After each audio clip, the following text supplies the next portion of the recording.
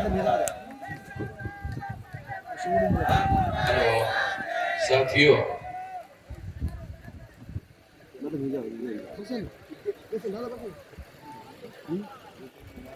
आज 202वां विजय दिन हम लोग मना रहे हैं और इस विजय दिन के लिए जो हमारे लोगों ने पर्चा घोषित किया, उस पर्चे में 4 विषय रखे गए हैं। एक विषय है अंग्रेजों की, मराठी में लिखा है, इंग्रजांच्या बाजूने रक्त सांडून पेशवाईचा अंत आम्ही केला। 1818ला पेशवाईचा संपूर्ण अंत झाला, याची साक्ष कोरेगाव येथे उभारलेला विजयस्तंभ देऊ शकेल। बाबासाहेब आंबेडकर, लेखन आणि भाषणे, खंड 18, 2, पान नंबर 2382। हे रेकॉर्डेड स्टेटमेंट आहे बाबासाहेब आंबेडकर। दूसरा विषय है, हरिजनांच्या एका मोठ्या नेत्याने त्यांच्या जातीच्या लोकांना संबोधित करताना घोषित केले की हा स्तंभ म्हणजे ब्राह्मणांच्यावर मिळवलेल्या विजयाचं प्रतीक आहे। तेथे लोक आहेत ज्यांनी इंग्रजांच्या बाजूने लढून पेशवा ब्राह्मणांचा पराभव केला। एखाद्या नेत्याने गुलामीच्या तिरस्कारयुक्त चिन्हाला विजयाचे प्रतीक म्हणून वर्णन करणे ही खूपच दुःखदायक गोष्ट आहे। तिरस्काराने किती आंधळा झाला या माणूस, कोणाचा विजय झाला, कोण पराभूत झाले ही साधी गोष्ट समजत। काय हा विकृतपणा। मास्टर गोळवळकर, राष्ट्रीय स्वयंसेवक संघ, तत्कालीन प्रमुख, विचारधारा, पान नंबर 110, 111 या विचारधारा या पुस्तकामधून हा प्यारा या ठिकाणी टाकण्यात आलेला आहे।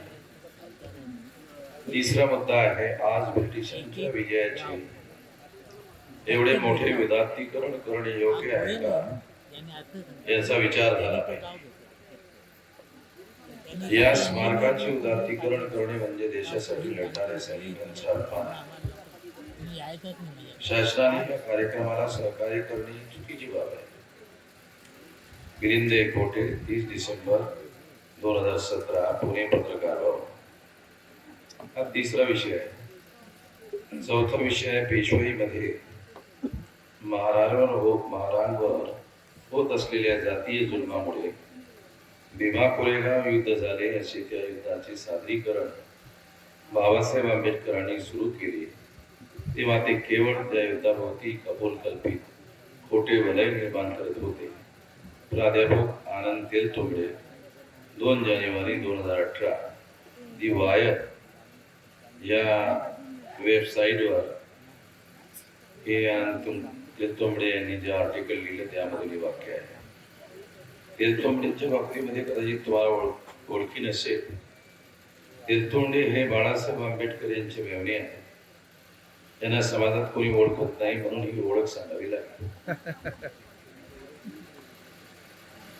वरील वक्तव्यांचे कोरेगाव भीमा येथे 2018 साली झालेल्या साथियों, बाबासाहेब आंबेडकरांनी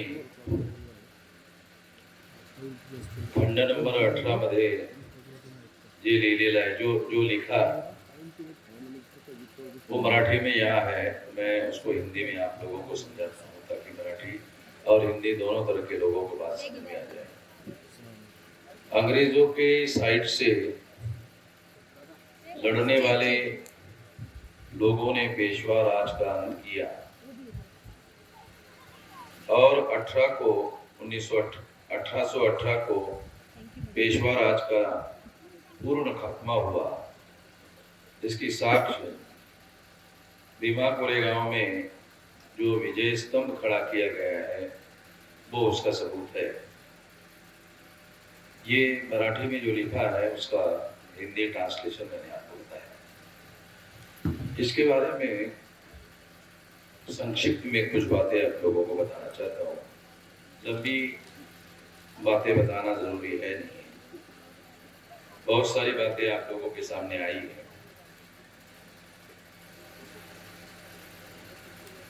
बाबा साहब अम्बेडकर ने इसके बारे में जो कहा, वो विषय बनाने के पीछे हमारा मकसद ये है कि बहुत सारे लोग ऐसा मानते हैं या खास तौर पर बाबा साहब अम्बेडकर के घराने के ही बहुत सारे ऐसे लोग मानते हैं, जैसे तेंदुलकर का उदाहरण आया है, उनके परिवार के लोगों का उदाहरण आया है। वो इस बात को मानते नहीं है कि भीमा कोरेगांव का जो विजय स्तंभ है वो हमारे लोगों का विजय है, वो ऐसा नहीं मानते। मगर बाबा साहब अम्बेडकर ऐसा मानते हैं, उनके परिवार के लोग ऐसा नहीं मानते। तो इससे एक बात समझ में आती है, एक बात ये समझ में आती है कि यह जो विचारधारा है कि ये हमारे लोगों के विजय का स्मारक नहीं है, ऐसा जो मानते हैं वो लोग स्मारक को अभिवादन करने के लिए आए ही नहीं।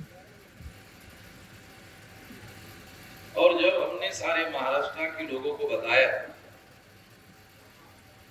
तब उनको लगा कि महाराष्ट्र के लोगों के सामने हम नंगे हो जाएंगे, इसलिए वो पिछले साल आए, रात को आए। वो भी अभिवादन करने के लिए कम आए और नौटंकी करने के लिए ज्यादा आए, रात को आए। मगर उस समय 2002 में हमने जब कार्यक्रम लगाया था, वो कार्यक्रम 1 तारीख को था और ऐसा कार्यक्रम एक दिन पहले 31 तारीख को पुणे में। तो जिन्होंने एक दिन पहले 31 तारीख को कार्यक्रम किया, उन लोगों को मालूम था 1 तारीख को फसाद होने वाला। मैं आज आप लोगों को कुछ खास बात बता रहा हूं। उन लोगों को मालूम था, इसलिए उन्होंने एक दिन पहले किया। 31 तारीख को दिल्ली से रामदास आठवले आए और उन्होंने 31 तारीख को अभिवादन किया। उनको भी मालूम था कल फसाद होने वाला, और सरकार ने भी उनको बताया था फसाद होने वाला, इसलिए एक दिन पहले कर लो। आमतौर पे सरकार की ये परंपरा है कि जिस दिन कोई ऐतिहासिक घटना घटित होती है उसी दिन कार्यक्रम लिया जाए, मगर उन्होंने एक दिन पहले लिया। ये इस बात का सबूत था कि उनको पहले से मालूम था कि 1 तारीख को फसाद होने वाला है। सरकार को भी मालूम था, बल्कि मैंने जो 42 दिन की परिवर्तन यात्रा निकाली,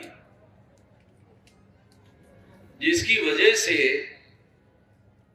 फडणवीस को हाईकोर्ट के चीफ जस्टिस पटेल साहब के नेतृत्व में कमीशन नियुक्त करना पड़ा। अगर मैं वो परिवर्तन यात्रा ना निकालता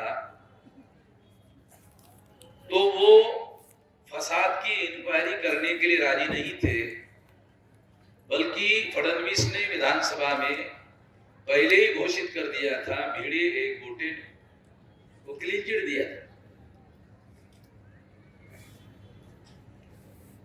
तो मैं आप लोगों को ये बताना चाहता हूं, ये समझाना चाहता हूं कि इन लोगों को पहले ही मालूम था 1 तारीख को फसाद हो रहा था तो फडणवीस के मंत्रिमंडल के 2 मंत्री यहां थे। एक पूना के दिलीप कांबड़े, या पूना के बहुत सारे लोग हैं,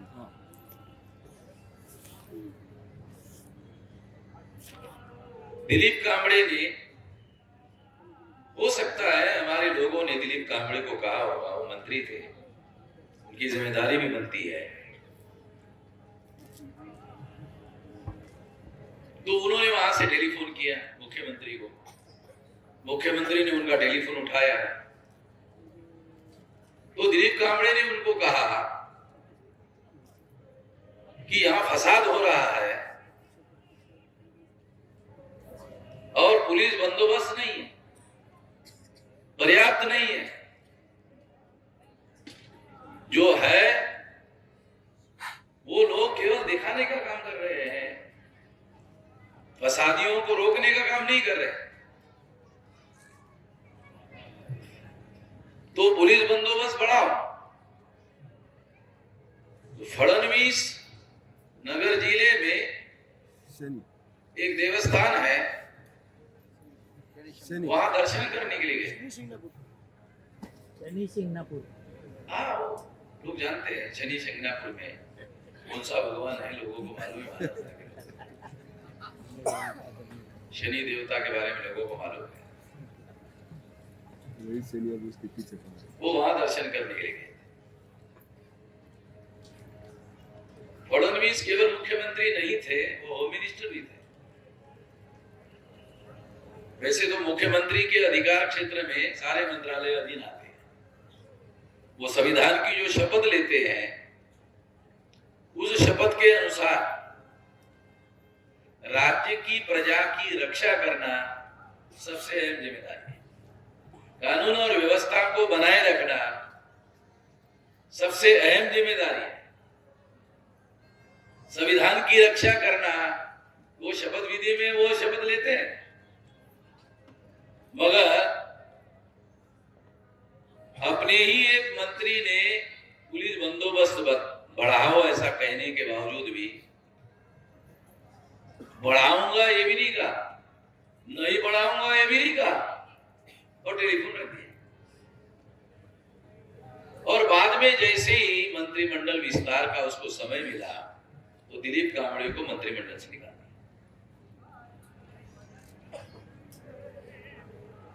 जो दूसरा मंत्री है नागपुर से, वो आईएएस रिटायर्ड आदमी है,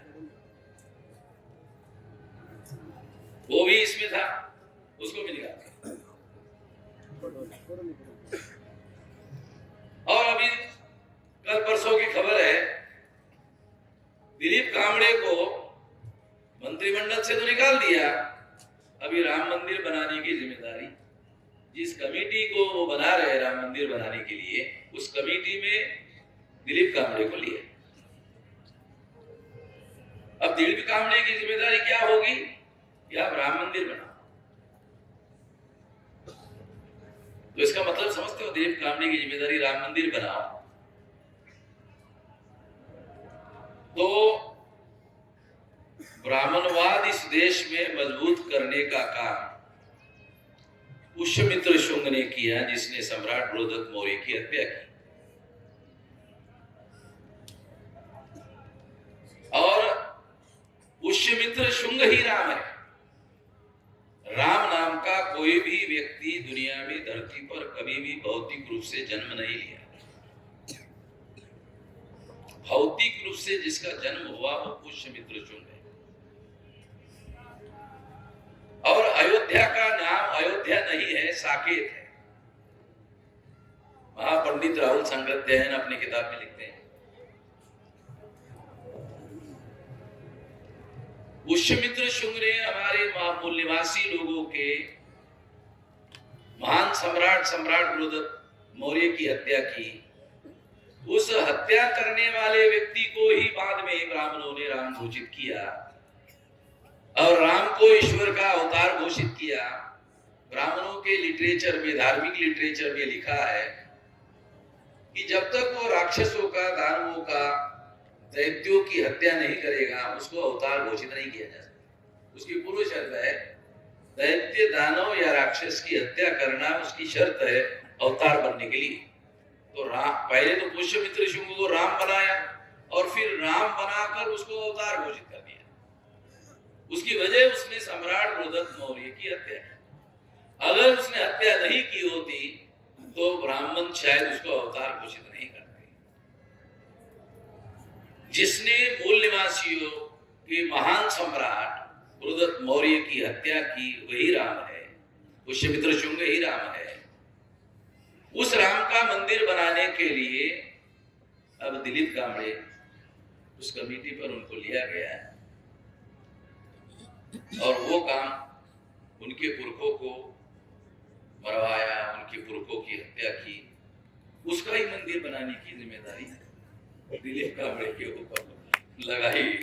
और ऐसा लगता है कि दिलीप कांबळे को मंत्रिमंडल से निकालने के बाद उसके पास कोई काम धंधा है नहीं, बेरोजगार हो गया। तो उसने भी वो शायद स्वीकार किया होगा, क्योंकि उसने कोई इनकार किया हुआ ऐसी कोई खबर आई नहीं। अभी हम जानकारी करेंगे कि स्वीकार किया है या जबरदस्ती थोप दिया। तो ये एक बात है।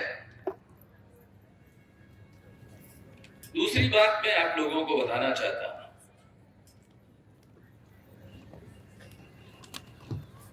वो ये है कि जब हमने भीमा कोरेगांव में फसाद हुआ तो फसाद के विरोध में महाराष्ट्र बंद करवाया। बंद का श्रेय मोहम्मद मेश्राम को या उसके या संगठन और आंदोलन को ना मिले, इसलिए दूसरे ही आदमी को टीवी पर लाया है। उसने कुछ भी नहीं किया। उसने एक आदमी को पुलिस चौकी में जाकर मदद नहीं किया। या जो वकील लोगों को हम लोगों ने अभी सत्कार किया, वो वकील लोगों ने किया सारा काम।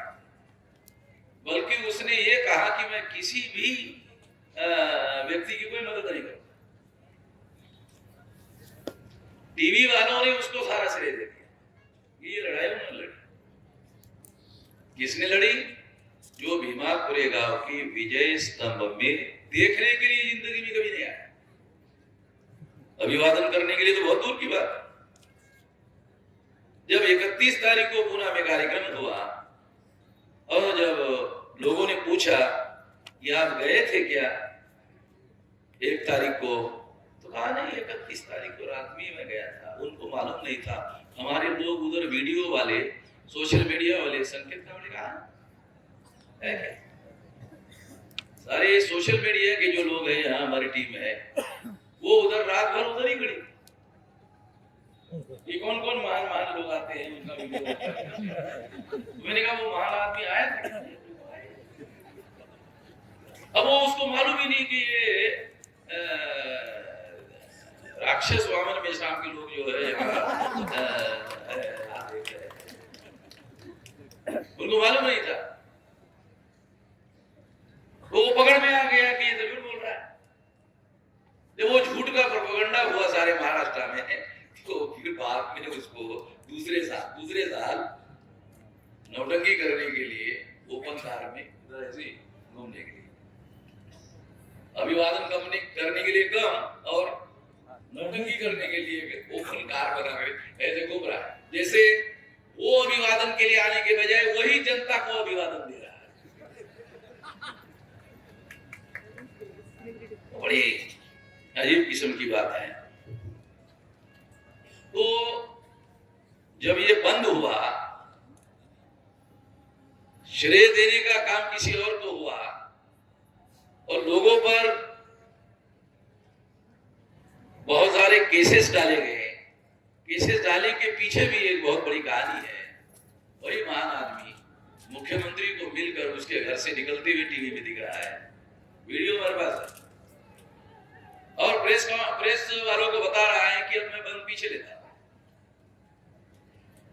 बंद अपने आप ही खत्म होता है, पीछे लेने की जरूरत नहीं होती।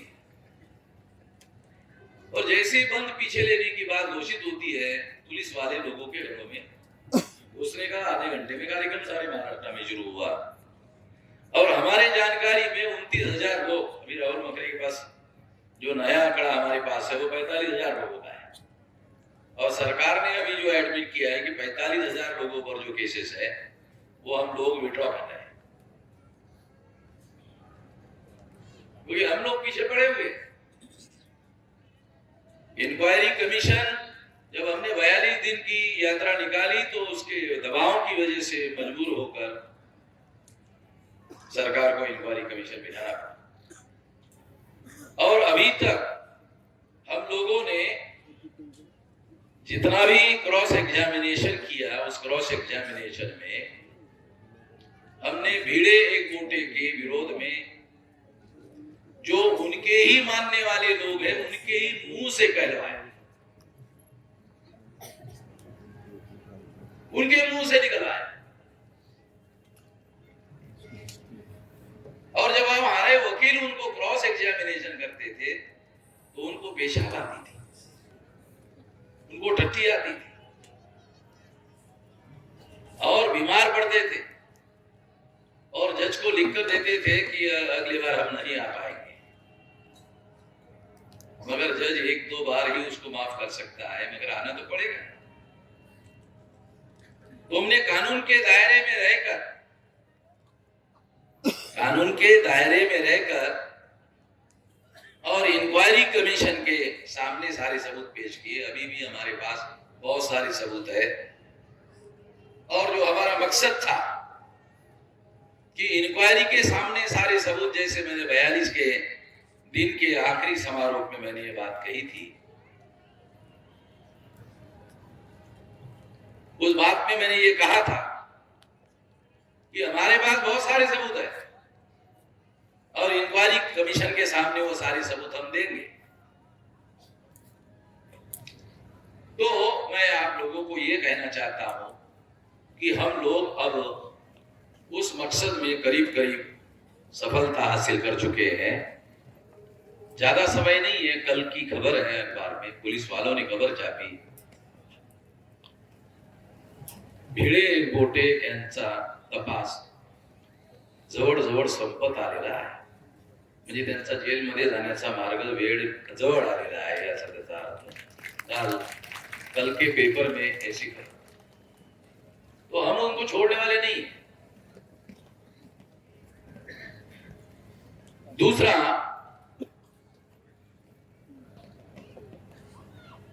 मैंने प्रेस कॉन्फ्रेंस ली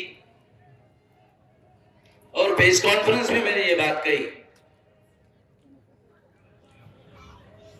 कि ये जो दंगल थी, जो फसाद थे, ये प्रायोजित थी और सरकार प्रायोजित फसाद था। एक पत्रकार परिषद में हंस रहा, मैंने कहा हंसो मत, आपको अभी सबूत दे देता हूं, जज को तो देंगे बाद में, पहले आपको दे देता हूं। तो मैंने वो सारी बातें उनको बताई कि जो उनके मंत्रिमंडल का मंत्री जो है, एक कहने के बावजूद भी पुलिस फोर्स नहीं बढ़ाया है, ये क्या बता। दूसरा, मैंने कहा रामदास आठवले का कार्यक्रम 31 तारीख को करवा दिया सरकार ने, तो इसका मतलब सरकार को पहले मालूम था, होम मिनिस्ट्री फडणवीस के पास थी, इसका मतलब सरकार को पहले मालूम था। तो उनको लगा सारे पत्रकार लोग जो थे उनको लगा कि हमारे पास है। मैंने कहा कुछ बातें अभी मैं इंक्वायरी के सामने आने वाली है, इसलिए बोलने वाला नहीं हूं। बहुत सारी बातें, बहुत सारे सबूत है और इसके आधार पर हमारा कहना है कि ये सरकार प्रायोजित दंगल थी, क्योंकि इतनी बड़ी दंगल सवेरे से शुरू होकर रात में 9-10 बजे तक चल रही है और बंद ही नहीं हो रही है, और सरकार बंद करने के लिए हस्तक्षेप भी नहीं कर रही है, चालू ही चल रहा है।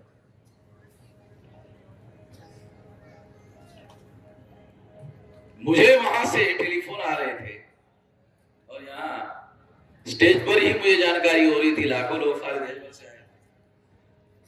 अगर हम लोग लाखों लोग लेकर के वहां जाते तो ये फसाद फिर भीमा कोरेगांव का फसाद नहीं होता, फिर तो ये महाराष्ट्र का फसाद होता।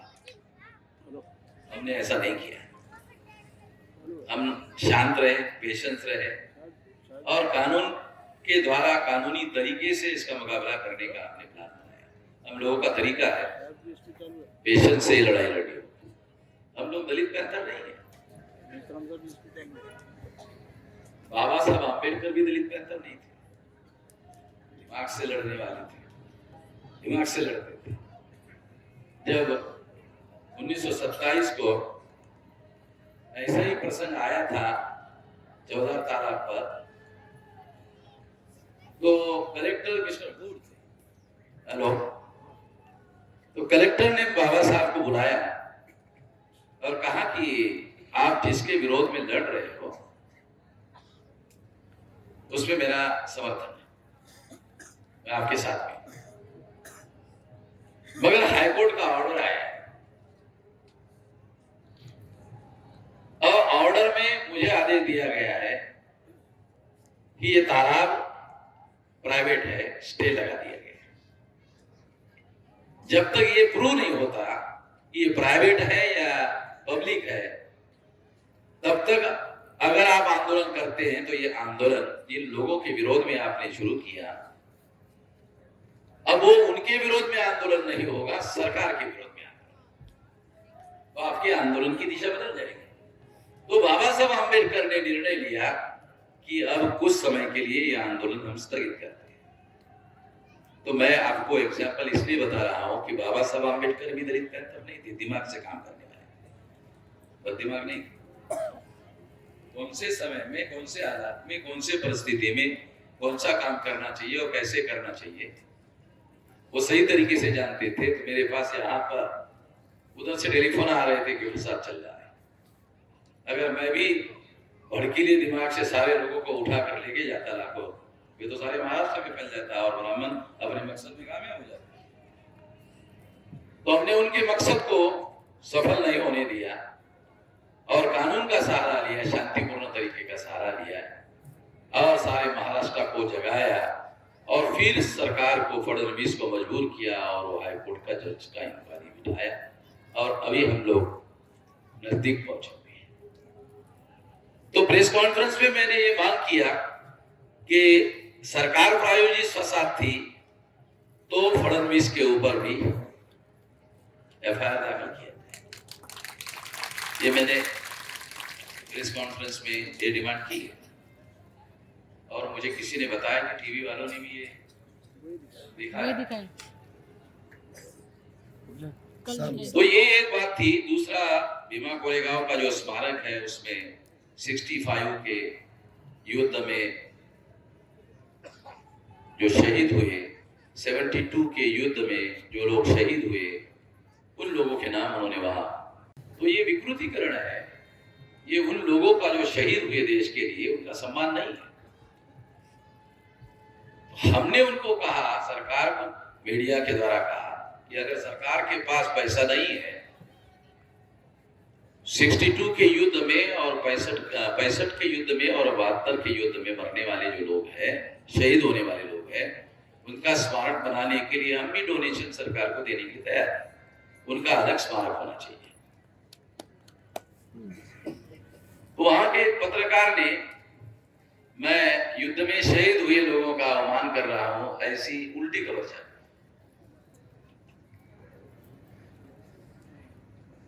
तो बहुत सारी बातें हैं। तो मैं आप लोगों को ये बताना चाहता हूं कि अब सरकार ने 45,000 लोगों के ऊपर से केसेस पीछे लेने का फैसला किया है। हम इससे संतुष्ट नहीं। मैं यहां से सरकार को ये बताना चाहता हूं, हम इससे संतुष्ट नहीं है। जब तक फडणवीस पर एफआईआर दाखिल नहीं होता, गुना दाखिल नहीं होता, तब तक हम संतुष्ट। इतना बड़ा फसाद जो है सरकार के मदद के बगैर संभव नहीं था। और जो पुलिस फोर्स उन्होंने लगाया था, वो लाठी लेके एक जगह खड़े थे, कुछ कोई तो नहीं करता।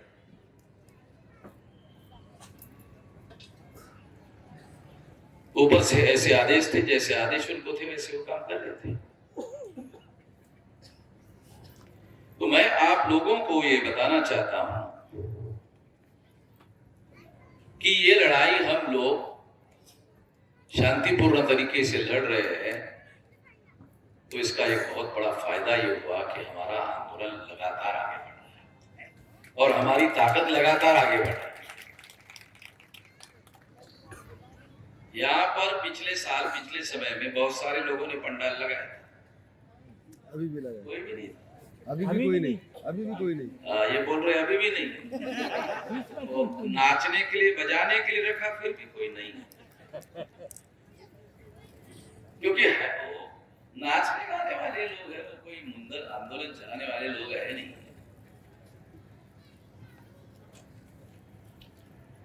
तो उन लोगों के भरोसे कोई आंदोलन चलने वाला नहीं है, वो आंदोलन चलाने वाले लोग भी नहीं है। दूसरी बात मैं आप लोगों को बताना चाहता हूं, ये जो गोलवलकर ने कहा,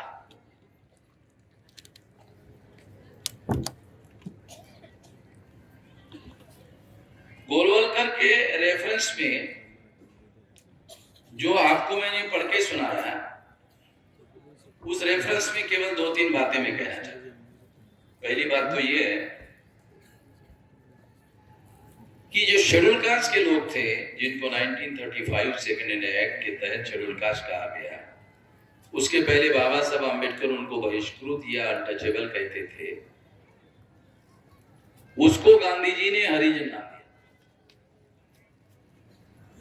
और गोलवलकर और आरएसएस के लोग कहते थे कि हम कांग्रेस के विरोधी लोग हैं, कांग्रेस के समर्थक लोग नहीं है।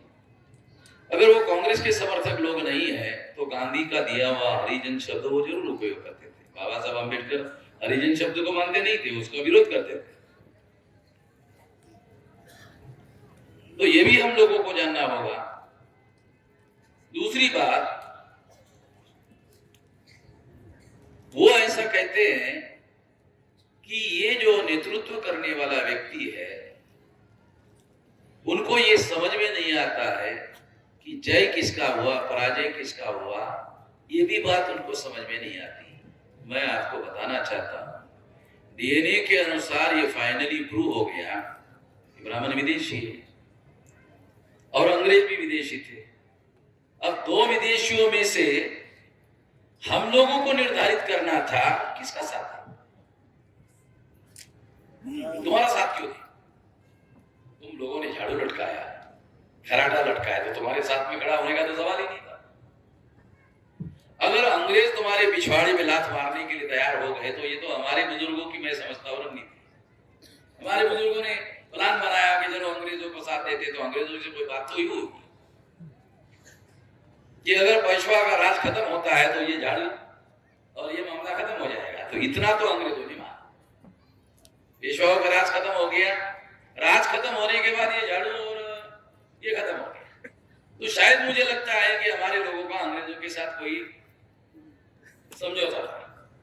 तो ये इस हिसाब से तो ये हमारा भी है। दूसरी बात, अभी हमारे श्रीमन ने बताया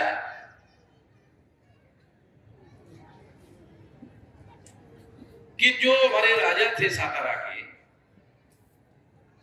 उनको नजर कैद में रखा था और उनको पढ़ने लिखने के लिए भी अलाउ नहीं था। जिस राजा को उन्होंने नजर कैद में रखा था, पढ़ने लिखने की इजाजत नहीं थी। ब्राह्मणों ने, मराठा समाज के जो नौजवान लोग हैं जिनको इतिहास के बारे में कोई जानकारी नहीं है, गुमराह करने के लिए उन्होंने उनको बताया कि ये लोग जो है, ये महार लोग कह रहे हैं कि मराठा लोगों को हमने परास्त किया। ऐसा कहकर उन लोगों को भड़काया। मैं आपको बताना चाहता हूं, जब पेशवा राज का अंत हुआ तो अंत होने के बाद जिस राजा को नजर कैद में रखा गया था, स्वाभाविक रूप से उसकी कैद कर, हिस्टोरिकल बात बता रहा, बहुत फंडामेंटल। तो यहां जो लड़ाई में हमने पेशवाओं को परास्त किया बहुजनों ने, तो हमारे राजा को भी कैद से आजाद किया।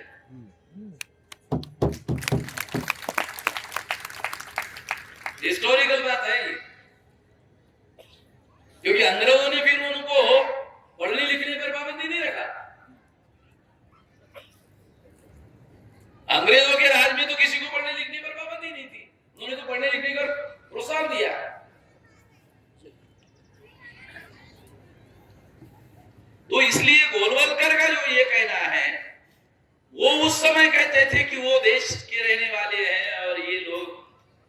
अंग्रेज जो विदेशी है उनकी मदद कर रहे हैं इसलिए देशद्रोही है।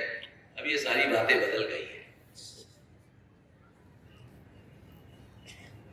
अब ब्राह्मणों को ये लग रहा है कि पता नहीं हला हम लोगों को कब यहां से जाना। मैंने आरएसएस के द्वारा जो अखबार निकलते 5 जन्य अखबार निकलता है, तो वहां मैंने फोटोग्राफ के साथ एक खबर पढ़ी कि भागवत जो है वो यूरेशिया जाकर है। यूरेशिया में जाकर है, जगह है क्या नहीं? हाँ, एक खबर है यूरेशिया जाकर आया और वहां कैसे जंगल है, जमीन कैसी है, कहाँ हम लोग रह सकते हैं, कहाँ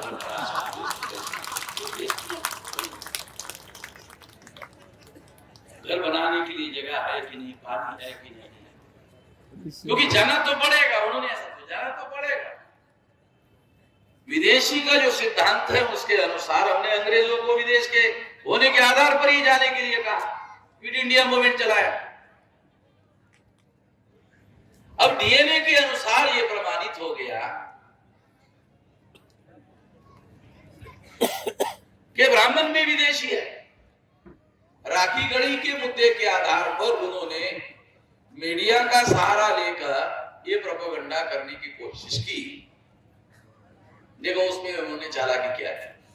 विलास ने सब कुछ बताया, मगर एक बात मैं आपको बताना चाहता हूं मेरे तरीके से आपको समझाने के लिए। उन्होंने क्या किया, जिस तारीख को ब्राह्मण भारत में आए उससे 2-4 हजार साल पहले का डीएनए बनाया। अब उसमें तो सारे मूल निवासी, तो सारे मूल निवासी है। देखो यहाँ तो कोई विदेशी है ही नहीं। अरे भाई, जब तुम आए ही नहीं थे तो तुम्हारा डीएनए वहां कैसे मिलेगा? 7000 साल पहले का डीएनए निकाला, कहा कि सारे मूल निवासी। मैं आपको समझाने के लिए बताता हूं। फिर 6000 का निकालो, वहां भी नहीं मिलेगा ब्राह्मण का डीएनए, सारे मूल निवासी।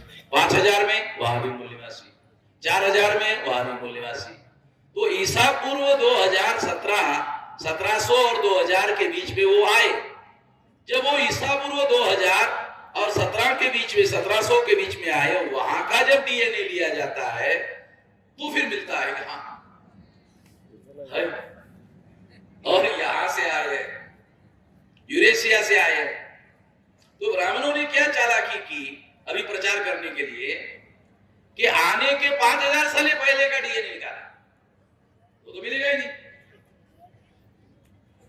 जो बहुत सारे लोगों को बात समझ में नहीं आती, पहले का डीएनए निकाला तो पहले के डीएनए में क्या हुआ, सारे मूल निवासी बराबर है ना, सारे मूल निवासी है।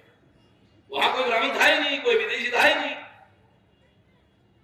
जब तुम आए ईसा पूर्व 2000 और 17 के बीच में, जब वहां का डीएनए निकाला गया तो वहां मिला। तो वो वहां से आगे 5000 साल पहले का डीएनए निकालने की कोशिश करती है। चालाकी है, मीडिया उनके हाथ में होने की वजह से ये झूठा प्रोपेगेंडा वो कर रहे हैं। अब झूठा प्रोपेगेंडा करने के लिए उन्होंने और एक चालाकी की। वो शिंदे जो डेक्कन कॉलेज का प्रिंसिपल था, उसको वाइस चांसलर बनाया लालच देकर। हमारे लोग लालच में तो आ ही जाते हैं। हमारे लोगों को बहुत बड़ा बड़ा लालच नहीं चाहिए, और हमारे लोगों को ब्राह्मण ये भी लालच नहीं देते कि तुमको सम्राट बनाएंगे। अब ब्राह्मण इतने होशियार तो था, इसको सम्राट बनाएंगे तो हम उनके नौकर हो जाएंगे। सम्राट को बनाने का लालच नहीं देते। सम्राट पद अपने पास ही रखते हैं। वो तो तेरे को डायरेक्टर, तेरे को प्रिंसिपल बना देंगे, तेरे को वाइस चांसलर बना देंगे। तो फिर उनको लगता है वाइस चांसलर हमारे नीचे रहेगा, डायरेक्टर हमारे नीचे रहेगा, हम जैसा आदेश देंगे वैसा काम करेगा। तो सिंधु को अभी उन्होंने डायरेक्टर बनाया रिटायरमेंट के बाद, लालच देकर। तो शिंदे ने रिटर्न रिपोर्ट में ब्राह्मण का डीएनए के बारे में कहीं पर यह नहीं लिखा कि ब्राह्मण भारत के मूल निवासी थे। कहीं पर भी नहीं लिखा, 18 पेज की रिपोर्ट में कहीं नहीं लिखा। मगर इंटरव्यू में कहा ये ब्राह्मण भारत के मूल निवासी। इंटरव्यू में कहा मूल निवासी है, लिखित रिपोर्ट में कहीं पर भी नहीं कहा। तो इंटरव्यू के आधार पर हमने शिंदे को नोटिस दी। शिंदे को नोटिस दी, तब से शिंदे बंद बोल नहीं रहा। उसको लगा वामसिफ के लोगों ने हमको पकड़ लिया। भारत में वामसिफ का ही आदमी पकड़ सकता है, कोई भी आदमी नहीं पकड़ सकता। गहरे नत्थु खैरे का काम नहीं है ये। किसी को समझ में नहीं आता भाई क्या होने से क्या होता है, किसी को समझ में इधर होना चाहिए ना, ऊपर के मजले में तो खाली पड़ा हुआ है। 2-3 साल हजार का पढ़ी तो है ना हमारे महाराष्ट्र में, मराठी शब्द है पढ़ी, चाहे नहीं जमीन पढ़ी पढ़ लेगी। क्या समझदार है, क्या समझने वाला है, समझ में नहीं आता। तो इसलिए मैं आपको बता रहा हूं कि वो झूठा प्रोपेगेंडा मीडिया का सहारा लेके कर रहे हैं, मगर उनको मालूम नहीं है कि हम लोग अभी वामसिफ के लोग है। तो उसका जवाब देने के लिए ये यूरेशिया वाला जो किताब है अभी मराठी में हमने पब्लिश किया, उसको आप लोग पढ़ो। सारे सवालों के जवाब दिए गए हैं, उसका प्रोपेगेंडा करो। दूसरी बात, उसका हिंदी इंग्लिश ट्रांसलेशन होगा और भारत के 14-15 भाषाएं जितनी भी है वो सारे भाषाओं में ज्यादा नहीं 2-3 महीने में ही उसको हम लोग ट्रांसलेट करके सारी जगह पहुंचाएंगे। तो वो जो गुमराह कर रहे हैं, गलत पब्लिसिटी कर रहे हैं, वो सारा का सारा मामला खत्म हो जाएगा। तीसरी बात मैं ये कहना चाहता हूं, अभी हमारे देश में एनआरसी के बारे में बहुत सारी चर्चा चल रही है और मैं अभी आपको डीएनए के बारे में बोल रहा हूं। तो अब हम लोग आने वाले समय में ये जो एनआरसी की लड़ाई है, ये डीएनए के आधार पर एनआरसी हो, इसकी लड़ाई शुरू करेंगे। और आज मैं इसकी घोषणा करता हूं कि भारत में एनआरसी के आधार पर, डीएनए के आधार पर एनआरसी होनी चाहिए। अच्छा, इससे क्या होगा? डीएनए के आधार पर एनआरसी से क्या होगा? जिसका डीएनए भारतीय है उसका एनआरसी में नाम आएगा। ब्राह्मण का डीएनए भारतीय नहीं है, उसका नहीं है। तो आपको समझ में नहीं आता, इसलिए मैं थोड़ा खुलकर बता रहा हूं, उसका नहीं आएगा। अभी उन्होंने एनआरसी का लिस्ट तैयार किया। आसाम में 19 लाख लोगों को निकाला, उसमें 5 लाख मुसलमान हैं। वो कहां के हैं? तो ब्राह्मण के बांग्लादेश के। बांग्लादेश 13 अगस्त 47 में कहा था? भारत में। डीएनए के अनुसार वो सारे भारतीय है। समझ में आ रहा है? बांग्लादेश के जो लोग हैं वो डीएनए के अनुसार भारतीय माने जाएंगे। अशोका के समय में अफगानिस्तान का जो लास्ट बॉर्डर है जो रशिया को लगा हुआ था, वहां तक रहने वाले जो लोग हैं वो भारतीय है। भारत का नक्शा देखो, मौर्यकालीन इतिहास जो लोग पढ़ते हैं, भूगोल जो पढ़ते हैं, वो लोग थोड़ा पढ़े तो आप लोगों को पता चलेगा मौर्यकालीन भारत का नक्शा अफगानिस्तान के बॉर्डर, अगर अफगानिस्तान के बॉर्डर तक है तो वहां तक रहने वाले जो लोग हैं वो भारतीय है। तो भारत का विभाजन किसने किया? तो 157 वर्सेस 15 वोटों से गांधी नेहरू ने विभाजन किया। 21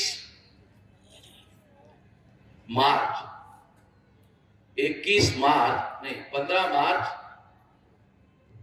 15 जून 1947 को कांग्रेस महासमिति ने भारत के टुकड़े करने का प्रस्ताव पारित किया। तो गांधी नेहरू ने भारत के टुकड़े किए। जो लोग भारत के मूल निवासी नहीं हैं उन्होंने भारत के टुकड़े किए। और ये जो अभी एनआरसी की समस्या है, ये तो टुकड़े करने की वजह से पैदा हुई है। अगर टुकड़े नहीं होते तो कोई कैसे कहता बांग्लादेश से आए? बांग्लादेश को बांग्लादेश माना ही नहीं जाता, बांग्लादेश को भारत ही माना जाता। तो ये लोग विदेश से आए ऐसा कहा ही नहीं जा सकता था। तो तुम लोगों ने विभाजन किया, टुकड़े किए। विभाजन के बारे में मेरे पास बहुत सारे अन्य डॉक्यूमेंट भी है। उसके आधार पर इसको प्रमाणित किया जा सकता है। तो हम लोग अभी डीएनए के आधार पर एनआरसी को भारत में लागू करना होगा, हमारी ये मांग।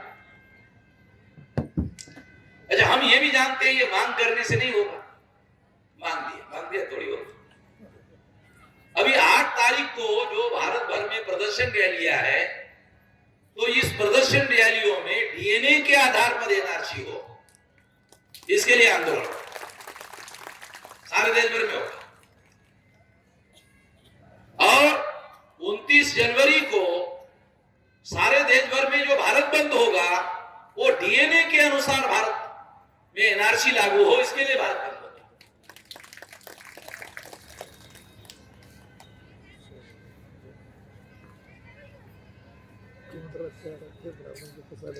मैं ऐसा क्यों कह रहा हूं, थोड़ा ये भी थोड़ा बता दो कि असम में जिन लोगों को उन्होंने 19 लाख लोगों को निकाला, उसमें 5 लाख मुसलमान है, 14 लाख लोग कौन? SC ST OBC.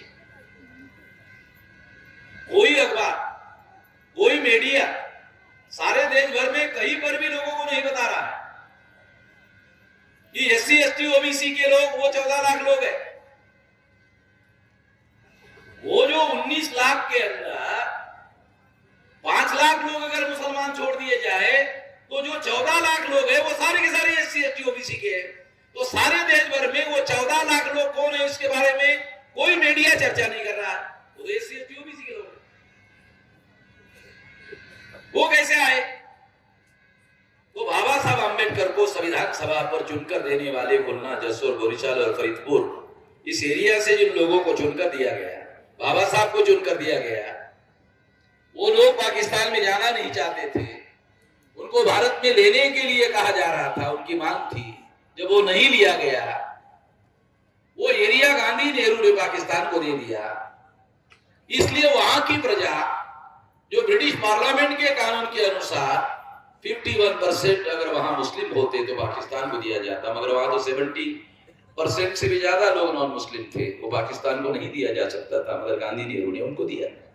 वो नहीं वहां जाना चाहते थे, तो जबरदस्ती से जब गांधी नेहरू ने उनको दिया, वो सारे के सारे लोग भारत, केवल वही नहीं आए उसी साइड से, पंजाब के साइड से लोग आए, गुजरात के साइड से लोग आए। मैं गुजरात में 12 दिसंबर को गया था, तो आदिवासियों के संगठन का एक कार्यकर्ता हमारे स्टेज पर था। उन्होंने कहा कि 9 लाख आदिवासियों को नरेंद्र मोदी ने अभी तक आदिवासी का सर्टिफिकेट नहीं दिया, वो पाकिस्तान वालों को नागरिकता दे रहा है। कौन यकीन करेगा नरेंद्र मोदी पर? वो बोलता पाकिस्तान से प्रताड़ित होकर जो बुद्धिस्ट आएंगे, क्रिश्चियन आएंगे, जैन आएंगे, हिंदू आएंगे, उन लोगों को हम नागरिकता देंगे, केवल मुसलमान छोड़कर, क्योंकि मुसलमान के ऊपर मुसलमानों का राष्ट्र है, इसलिए प्रताड़ना नहीं होगी। मगर भारत से ऐसे मुसलमान पाकिस्तान गए जिनको पाकिस्तान में मुहाजिर कहा जाता है, वहां मुसलमानों पर भी अत्याचार होता है और उनका बड़ा आंदोलन पाकिस्तान में चल रहा है। नरेंद्र मोदी को शायद पता नहीं होगा, मगर हमें पता, और उनके साथ काफी अन्याय होता है। और उनका एक नेता निर्वासित लंदन में रहता है, जिसने ये आंदोलन शुरू किया, उस आंदोलन का नेता अत्याचार से पीड़ित होकर लंदन में रहता है। तो पाकिस्तान में मुसलमानों पर अत्याचार होता ही नहीं है, इसलिए कोई मुसलमान आ ही नहीं सकता, और अगर आता है तो वो भारत में घुसपैठ करने के लिए आता है। ये नरेंद्र मोदी का कहना। तो इसलिए सबको देंगे मुसलमान केवल घुसपैठ करने के लिए आएगा, एसाइलम के लिए, यानी आश्रय की मांगने के लिए नहीं आएगा। ये कहना हिस्टोरिकल फैक्ट से सही नहीं। तीसरी एक महत्वपूर्ण बात मैं आपको बताना चाहता हूं, जो भारत में कोई भी नहीं बोल रहा है, वो जो 14 लाख लोग हैं, उनको नागरिकता देने का वादा कानून में किया है, सीएए, सिटीजनशिप अमेंडमेंट एक्ट में। उसमें क्या लिखा हुआ है? हिंदुओं को नागरिकता दी जाएगी, वो है SC ST OBC, उनको हिंदू के नाम पर नागरिकता दी जाएगी। नागरिकता देने के बाद वो लोग SC ST OBC का सर्टिफिकेट के लिए जाएंगे, तो अधिकारी बोलेंगे आपको हिंदू के नाम पर नागरिकता दी गई है, आपको SC ST OBC के नाम पर सर्टिफिकेट नहीं मिलेगा। अब SC ST OBC को SC ST OBC के नाम पर अधिकार मिल रहा है, हिंदू के नाम पर कोई अधिकार मिल नहीं रहा। तो इसका मतलब है कानून में हिंदू के नाम पर नागरिकता दी जाएगी, ये इसका मतलब है ब्राह्मणों का गुलाम बनने के लिए राजी हो, हिंदू बनने के लिए राजी हो, ब्राह्मणों का गुलाम बनने के लिए राजी हो, तो तुमको नागरिकता दी जाएगी। अब कल्पना करो, जिनको डिटेंशन कैंप में भेज दिया जाएगा, उनके घरों से निकालकर उनको खदेड़ दिया जाएगा, और वहां रहने के बाद उनको कहा जाएगा हिंदू बनने के लिए तैयार जो बना। हिंदू तो छोटी चीज है, जब आप गुलाम बना रहे हो, हिंदू बनना तो छोटी बात हो जाएगी। आप लोगों को समझ में आ रहा है क्या चल रहा है? आपको समझाने के लिए बता रहा हूं, कोई समझाने वाला है नहीं, किसी को समझ में आता है नहीं। तो ये सारी चालाकी है।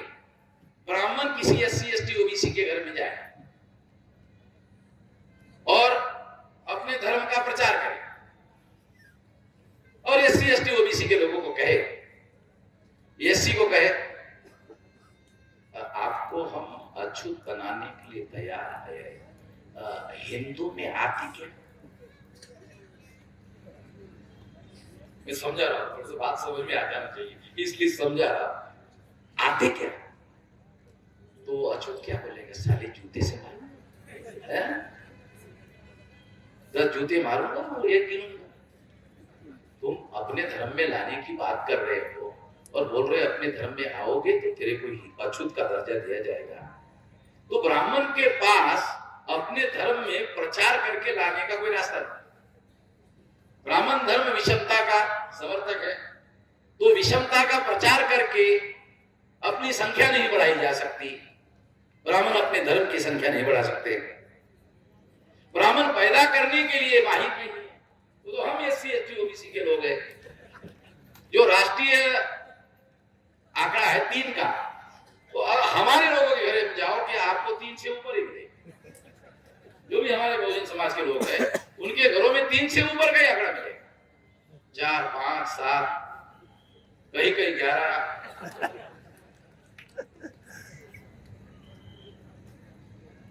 तो ब्राह्मणों के घरों में अशोक सिंघल जाते थे, देखते थे ये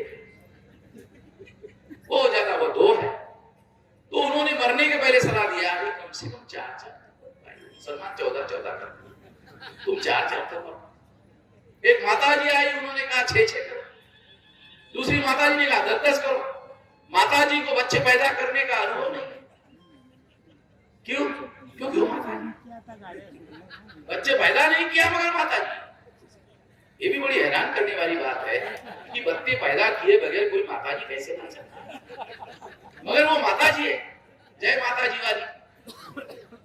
क्योंकि वहां बच्चे पैदा करना जरूरी नहीं होता, जय माता जी हो जाती है। उसको बच्चे पैदा करने का अनुभव नहीं, पैदा करने के बाद उसको पालन पोषण कैसे करना अनुभव नहीं, स्कूल में बच्चे को कैसे लेके जाते हैं उसका अनुभव नहीं, बचाते बचाते स्कूल से बच्चे को अपने घर में कैसे लाना वो मालूम नहीं। 6 करो, 10 करो। मगर ये बात उन्होंने ब्राह्मणों को सलाह दी कि आप ज्यादा बच्चे पैदा करो। ब्राह्मणों के घरों में ज्यादा बच्चे पैदा करने का है नहीं, तो पैदा करने से संख्या बढ़ा नहीं सकते, प्रचार करके संख्या बढ़ा नहीं सकते।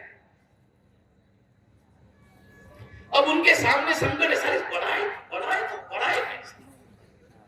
ये पढ़े लिखे होकर जो SC ST OBC के लोग हैं, ऐसे ऐसे सवाल पूछते, जवाब हमारे पास नहीं। हम पंडित है जरूर, मगर हमारे पास इन लोगों का कोई, अछूतों का कोई जवाब नहीं है, आदिवासियों का कोई जवाब नहीं है, OBC का कोई जवाब नहीं है, किसी सवाल का हमारे पास कोई जवाब नहीं है। तो जवाब देकर तो इनको हिंदू नहीं बनाया जा सकता, कोई तरीका निकालना पड़ेगा। एनआरसी वाला तरीका कि उनको तुम भारत के नागरिक ही नहीं हो, इसका दूसरा एक मतलब समझा। आप सारे देश भर में चिल्ला चिल्ला कर कह रहे हो तो विदेशी हो, विदेशी हो, विदेशी हो।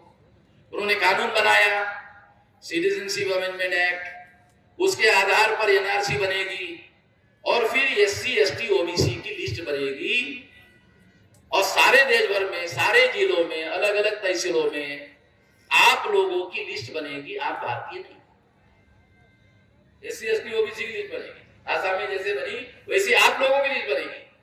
ब्राह्मण क्या बोले, अच्छा तुम हमको कहते थे विदेशी, अब देखो तुमको प्रूव कर दिया तुम भी विदेशी। तो समझ में आ रहा? तुमको विदेशी सिद्ध करने के लिए कानून बनाया। चर्चा करवाई जा रही है कि ये केवल मुसलमानों के विरोध में है, एससी एसटी ओबीसी के विरोध में थोड़ी। मगर कोई मुसलमान ब्राह्मण को विदेशी नहीं कह रहा है, विदेशी तो हम कह रहे हैं। इसलिए ब्राह्मणों ने ये जो कानून बनाया, ये कानून मुसलमानों के विरोध में नहीं बनाया। ये एससी एसटी ओबीसी के बीच में भ्रम फैलाने के लिए और एससी एसटी ओबीसी का समर्थन हासिल करने के लिए और समर्थन हासिल करके ही उनके ही पिछवाड़े पर लात मारने के लिए बनाया गया है। इसलिए मैं आपको कह रहा हूं कि हम केवल डीएनए बेस्ड एनआरसी को ही मानेंगे और किसी एनआरसी को नहीं मानेंगे और इसके लिए हर प्रकार का आंदोलन करेंगे। लोकल नहीं, देशव्यापी आंदोलन करेंगे। और ये आंदोलन ऐसे समझ लिया जाए कि आज से ये तैयारी शुरू हो गई। अब लोग यही आज से ये सारे देश भर में ये तैयारी शुरू करें। दूसरी बात मैं आप लोगों को बताना चाहता हूं, एक तो डीएनए का मुद्दा हमने एनआरसी के साथ जोड़ दिया, तो एक डीएनए है, एक एनआरसी है और तीसरा है ईवीएम का मुद्दा हम छोड़ नहीं रहे। हो सकता है इसमें एक रणनीति हो कि वामन मेश्राम सारे देश भर में ईवीएम के विरोध में जनमत बना रहा है, तो ईवीएम के ऊपर से ध्यान हटाने के लिए खेल हो सकता है। तो हम लोग एनआरसी डीएनए बेस हो और ईवीएम का मुद्दा भी उसके साथ साथ हम लोग लगाएंगे और दोनों को मिलाकर के ये आंदोलन, और इसके बारे में बड़े पैमाने पर यह आंदोलन चलाया जाएगा। आज इस मौके पर यह बात मैं कहना चाहता हूं और मैं ऐसा मानता हूं कि अब इसके बारे में और ज्यादा कुछ कहने की जरूरत नहीं है। आज मैं जिस बात की घोषणा करना चाहता था, हम लोगों को कोई बड़ी लड़ाई लड़ने का अवसर है। मैं ब्राह्मणों का, क्योंकि नरेंद्र मोदी ने काम नहीं किया, नरेंद्र मोदी बुझगांव में आया, नरेंद्र मोदी और रावण देखा है, कुछ नहीं, उसके औकात में नहीं है। उसको तो 15 दिन में ही बताया गया था गोपीनाथ को मारने के बाद। देखना है? हम जो बताते हैं वैसे करना हो, नहीं तो गोपीनाथ है, तुझं पण गोपीनाथ बनवू शकतो। तो नरेंद्र मोदी जो है डरा हुआ है, राजनाथ को इसीलिए होम मिनिस्टर से हटाया और अपने विश्वस्त होम मिनिस्टर अमित शाह जैन है, नरेंद्र मोदी ओबीसी है।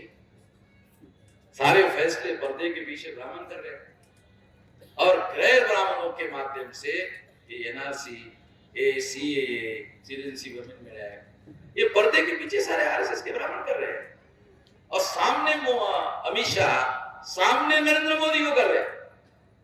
तो हमको क्या लगता है, ये नरेंद्र मोदी कर रहा है, हमको क्या लगता है अमित शाह कर रहा है। मैं तो बिल्कुल नहीं मानता ये अमित शाह कर रहा है या नरेंद्र मोदी कर रहा है, क्योंकि ये तो बुझगांव लोग हैं। इसके पीछे, पर्दे के पीछे रहकर वो लोग असली काम करने वाले लोग हैं। इसलिए हम लोगों को हमारा आंदोलन भी इसी बात को ध्यान में रखते हुए करना होगा और इसीलिए मैंने एनआरसी को डीएनए के साथ जोड़ दिया और ये आंदोलन अभी सारे देश भर में हम लोग इसके आधार पर करें। कल तक हम एनआरसी का विरोध कर रहे थे, अभी हम अपने रणनीति में थोड़ा परिवर्तन कर रहे हैं कि एनआरसी होनी चाहिए और वो डीएनए बेस होनी चाहिए, और जब तक नहीं होती है तब तक लगातार आंदोलन चलेगा। धन्यवाद।